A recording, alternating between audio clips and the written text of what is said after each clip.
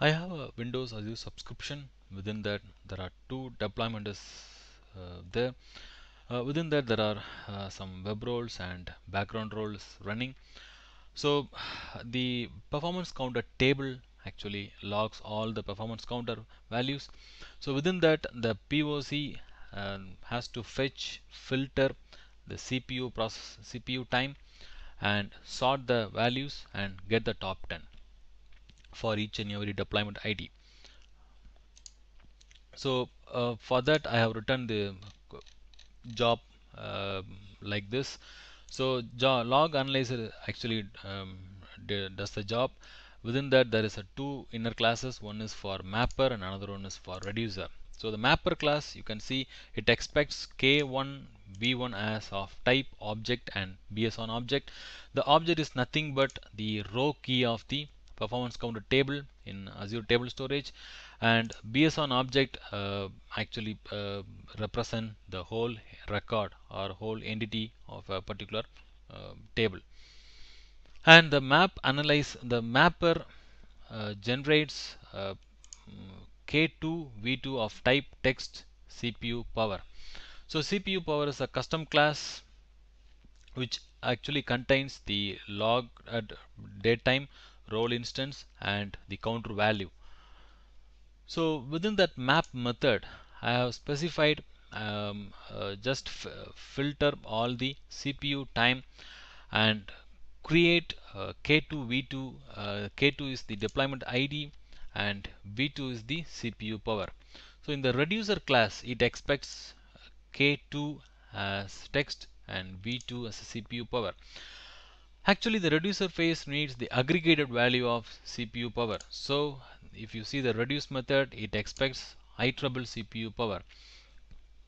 So in this method, I am just sorting the uh, collection and reverse it and fetch the top 10 values. So this is the whole job, and in the main method, so this is the startup point for my job.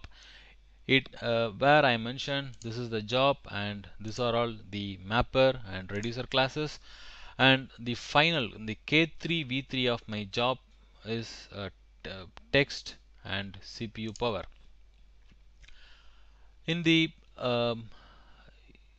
in this line I have mentioned, instead of using the default one which actually fetch the data from the HDFS, I have mentioned table entity input format. This is the one I have implemented as part of this POC. Here you can see this class has been extended from input format, which is actually part of the Hadoop framework.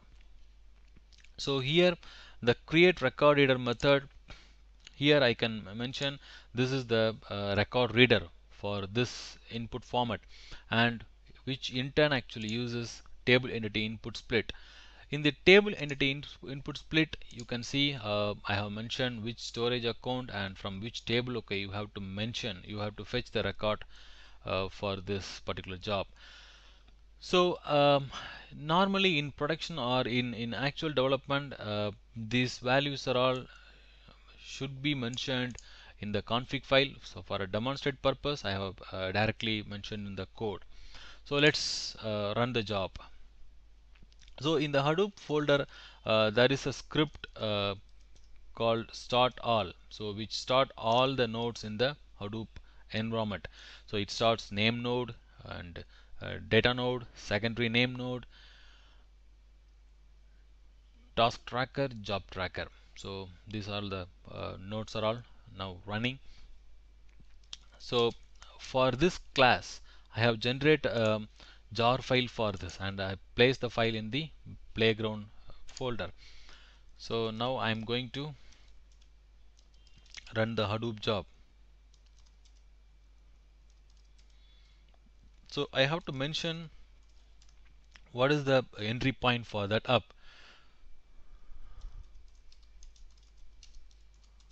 and in the code you can see it expects one output argument, so I have to mention that also. So I mentioned result is the output directory where all the result Hadoop job result should be resided. So now I am running the job. So the job started with map phase 0% and reduce phase 0%.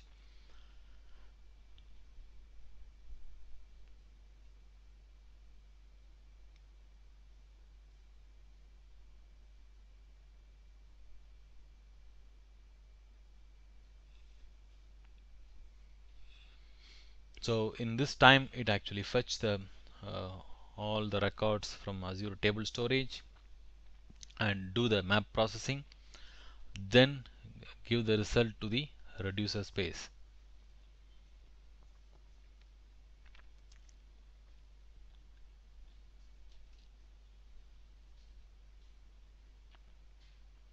So the map phase has been completed. Now the reducer phase has been started.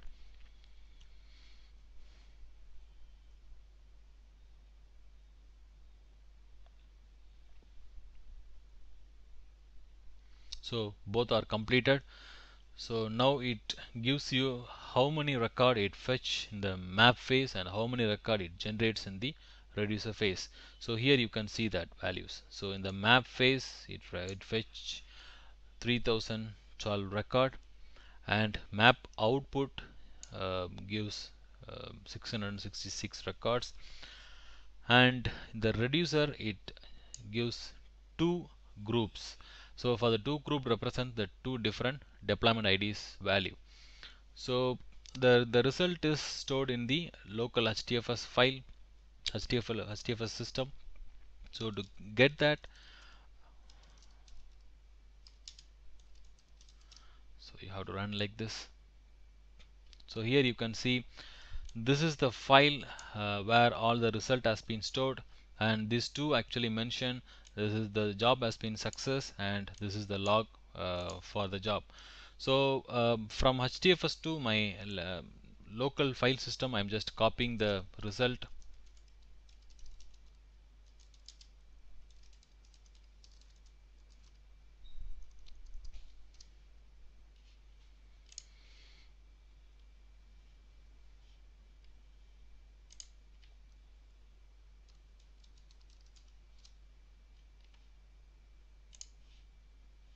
So this is the output for this.